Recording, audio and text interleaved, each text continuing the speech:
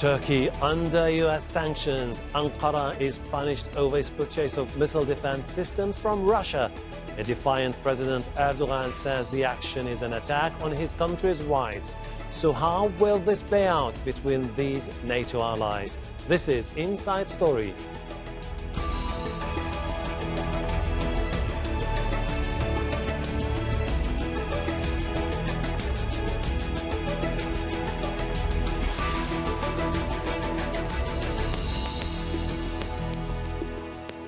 Hello, welcome to the program. I'm Hashem, Ahelbarra.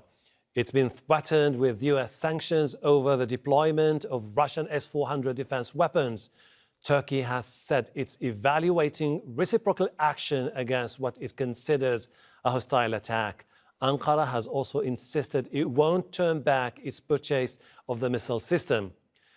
Turkey's military procurement agency has had its export licenses and authorizations banned by the U.S. The organization's top officials will also face asset freezes and visa restrictions. The long-delayed move comes as President-elect Joe Biden prepares to take office, and it's expected to increase tensions between Washington and Ankara. Turkish President has said these sanctions won't stop his country from building up its defenses. From our NATO ally, the United States, we expect support in our battle against terrorist organizations and forces that have plans for our regions, not sanctions. We are never a country that chases after conflict or tensions with its neighbors or any other. We are fighting for the prosperity of our entire region and the world. But this situation does not mean we will remain silent against our rights, laws and sovereignty being trampled. Just like we don't want anyone's rights, we will not allow anyone to take our rights either. U.S. Secretary of State Mike Pompeo has urged NATO ally Turkey to resolve the S-400 dispute. In a statement, he said, Turkey is a valued ally and an important regional security partner for the U.S., and we seek to continue our decades-long history of productive defense sector cooperation by removing the obstacle of Turkey's S-400 possession as soon as possible. Washington considers the S-400 incompatible with NATO systems and a potential threat to allied security. Ankara rejects that claim and says it was forced into the purchase because the U.S. refused to sell it American-made Patriot missiles.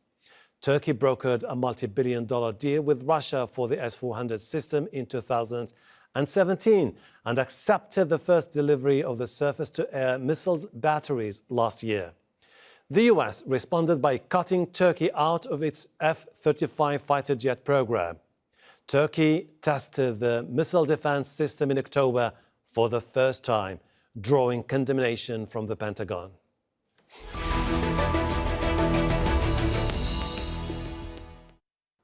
Joining us are our guests in Washington, D.C., Lawrence Korb. He is Senior Fellow at the Center for American Progress and former Assistant Secretary of Defense. In Santander, Fabrice Pothier. He is the Chief Strategy Officer for Rasmussen Global and the former Director of Policy Planning at NATO. In Ankara, Yusuf Alabarda. He is Security and Defense Analyst and retired Turkish Colonel. A warm welcome to you all.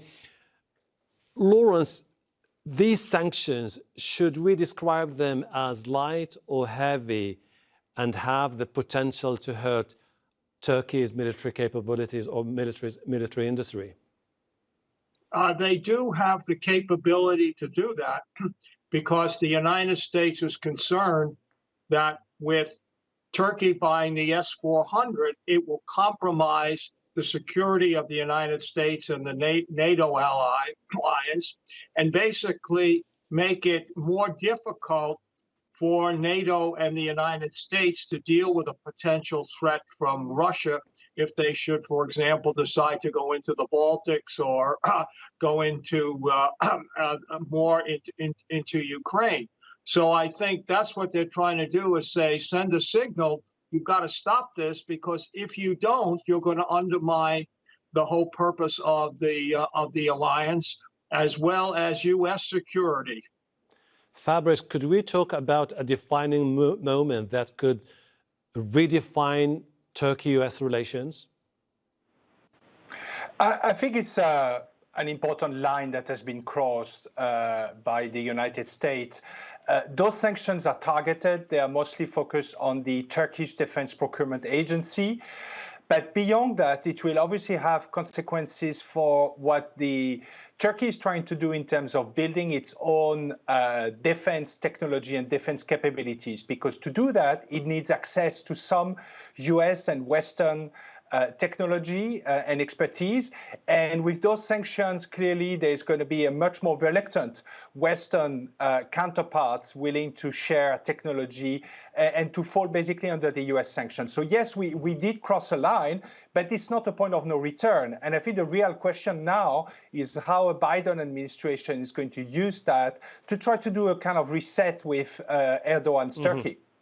Yusuf, the SSB, which is the Turkish procurement agency now, won't be able to deal with US companies. No way it's going to get any transfer of technology. No way it will be able in the near future to get any loans or financial support from any American financial institution. This is an agency that is widely seen as the pride of the military establishment in Turkey.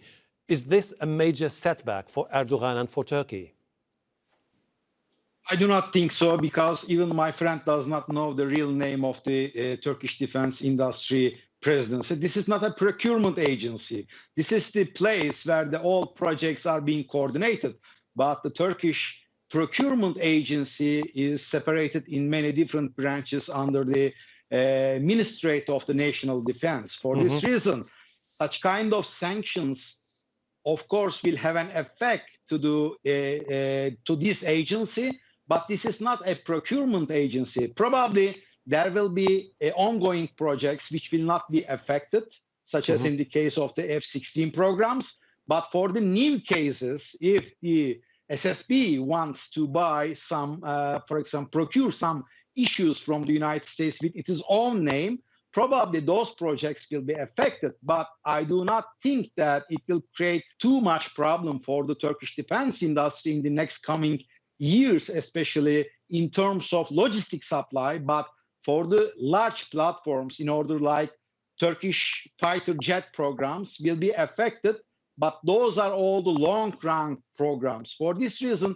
I can say that we will take a look at what will happen, as my colleague says, be happen when the Biden administration came to the power. We will talk more in detail about what happens when Joe Biden takes over. But for the time being, Lawrence, I mean, when you are a policymaker and we impose sanctions which are considered are the first of their kind against a NATO ally, aren't you risking in a way or another to upset a political order or a consensus that has prevailed for decades? There's no doubt about the fact that this is not good for the NATO alliance. But the conflict between the United States and Turkey has been brewing for a while. The Trump administration was very upset when we partnered with the Turkish group called the YPG to drive ISIS out of Iraq and out of Syria. And then the Turks equated the YPG to the PKK, which is a terrorist group trying to overthrow the government. And so it has made it more difficult for those people who are willing to fight and die to defeat ISIS. Similarly, in Libya, after NATO went in to get rid of Gaddafi and we put in another government, the Turks have backed General Haftar and his attempt to undermine the UN and NATO recognized government. The Turks also blamed a Turkish-American pastor for an attempted coup against Erdogan when he had no role in it at all. So there's been a lot of things going on, and it does put the alliance in jeopardy. So it's important, I hope, that when Biden comes in, that these sanctions will get the Turks back to the table and maybe move away from buying Russian equipment. Fabrice, you can use this particular sanctions as a leverage against Turkey. But on the other hand, many people are concerned that this is something that could have far-reaching consequences to the point that it could even affect the NATO alliance itself? Well, you're right, and this is where I differ from my colleague in Ankara. Sanctions, especially American sanctions, have two sorts of effect. There's a direct effect on the institutions or the actors who are targeted and put explicitly under the sanction. And then you have a deterrence effect, meaning that all the other actors in that business, in this particular case, the defense sector, will be deterred from basically doing business with their Turkish counterparts for fear of having primary or secondary effect of the US sanctions. So I think we should not underestimate the weight of the sanctions and the fact that they have been written by the US Congress. This is not a White House executive order which can be changed with one pen. This has been voted by the US Congress and will be quite difficult to undo. So I do think that Biden will have both a leverage and something pretty difficult to undo unless Erdogan is willing to give assurances that he will somehow realign with some of the US interests. And on that, I think there is some optimism. Erdogan's response to the US sanctions was, for his own standard, pretty mild. Yusuf, the Turkish establishment has been saying for quite some time, it's very simple. We told the Americans we would like to have Patriot systems. We didn't get any answer from the Americans, and therefore we went for the Russians, for the S-400. That's not what the Americans are saying. They're saying this is completely wrong. This is not what exactly happened between Turkey and the US. Okay, let me remind you that Turkey requested from United States and said that he's ready to buy the Patriot missile defense systems, but in the first hand, the United States refused it. Then later, Turkey opened a bidding. In this bidding, China, France, and together with the United States and Russia was on the bidding. And according to this bidding, Turkey wanted two criteria. One of them is that the price. The second one is that the technology transfer. According to the bidding, United States also refused the technology transfer. And after that, Turkey decided to buy S-400 defense missile system, which also the S-300 models were being used by Greece without any opposition by the NATO and by the United States. For this reason, I do not think that this problem is on the S-400 system, because when you take a look at the Pompeo's declarations and also James Jeffrey's statements in a couple of weeks, you can easily understand, because they say that Turkey is one of the United States allies in the good old days, but when it comes to now, Turkey is creating lots of initiatives in the Middle East and also in the Mediterranean independently. So we should take those capabilities from the hand of the Turkish government. This is the real issue that we should maybe discuss. Another issue is that my colleague from United States clearly stated that the Turks and YPG, which is fighting with the ISIL, let me remind you that Turkey is the country who opened all its bases for the anti-ISIL government, more than to 67 countries. And Turkey is the only country who fought with ISIS with its armed forces on the ground. All of them came and bombed and Raqqa and turned back. The other job done by the Turkey. For this reason, we should understand also that United States should be an ally with Turkey, or should they provide hundreds of thousands of trucks of weapons to the terrorist organization which Turkey claims so? Lawrence, Joe Biden will inherit this extremely delicate issue. Do you see the potential for a reset of the relations between Turkey and the US under Joe Biden? I think there is a potential when you have a new administration to start over. And basically, you have people coming in who had worked for Obama. And so they're not going to have to start anew. They have already built up relationships with Turkey. And I'm sure that they will make an attempt to do that, because the United States wants to, and the Biden administration want to have less impact or less involvement in the Middle East and move more toward dealing with China. So they can do it. These issues are all solvable.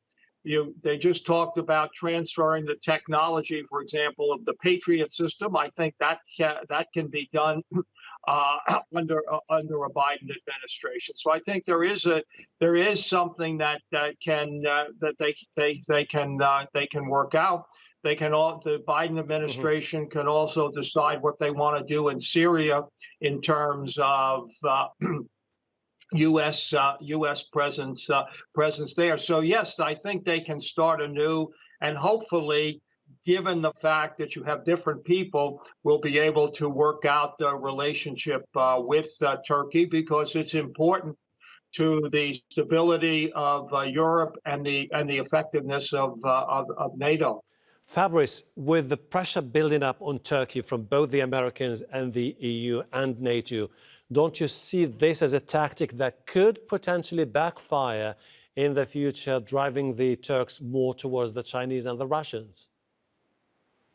I think that's already the case. And my colleague from Ankara omitted to say that basically Ankara started to embrace the Russian proposition on the S-400 as a way to basically make up between Erdogan and Putin, following a pretty tense moment when, as we remember, Turkish fighter jets had to basically brought down a Russian one.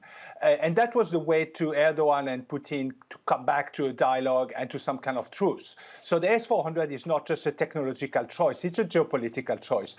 But on your question, I do think that it is a very fine balance. And even though we have to put pressure on Erdogan, we also have, I think, the only way out will be if we do meet some of his genuine concerns, starting with Syria. And what Lawrence was saying is that the Obama administration officials will be in the Biden administration. I think it's a good thing. But it's also this very administration that made a lot of mistakes in Syria and actually created a lot of misunderstandings between Washington and Ankara, which in my view led to a little anger on the Ankara side and the will to actually work with the Russians rather than with the Americans. Yusuf, you do understand that when Joe Biden takes over and his team is in charge, one of the first things they will address with the Turks, they will tell Erdogan, you have two options here. Renounce ownership of the S-400 or allow for a joint monitoring committee where we have to be pretty much in control of what happens and how do you deploy the S-400. Will Erdogan accept these? I do not think that Erdogan will accept the first choice. I mean, getting out of the S-400 systems out of Turkey. But the second choice, Turkey already offered to the United States that let's build up a technical committee if S-400 missile defense systems are passing some secrets of the NATO systems to the Russian side or not, but that has never been constituted. From this perspective, we can understand that the technical issue is not correct. This is a political issue, but Turkey will not increase the tensions in between the United States and Turkey with the Biden administration. Will try to ease the Biden administration and to resolve the problem. But that does not mean that Turkey will give up its own sovereign rights and will take up S-400s out of its country. And I also want to say one word. When we are talking and analyzing the issues here, we shouldn't say we must pressure Erdogan, we must pressure Biden. We are analyzing the situation is here. We are not the political guys who is discussing this issue in our parliaments or in our Congress. For this reason, talking like we should press and to the Erdogan administration is giving some clues that we are a biased analyst here. All right. Lawrence, when you look at both administrations, the Obama and the Trump administrations, they clearly took a backstage position when it comes to the Middle East and North Africa, and which paved the way for countries like Russia and Turkey to take over, expanding their geopolitical clout. You come too late to say, you know what, we need to implement some sanctions here. Don't you think that it's about time to reach out to Turkey, in particular, for the next administration to move forward? Yeah, I think so. You can work out a deal where there's sharing of the intelligence at the S-400 and allowing Turkey to get back into the F-35 program. But you're right. I mean, the United States basically wants to get out of the Middle East. We've been there, for a long time. The main emphasis of the Biden administration is to be getting the Iran nuclear deal back on track. And that, of course, will involve working with Russia and China, as well as our European allies. So I think they would like to put this issue aside and move on to other things.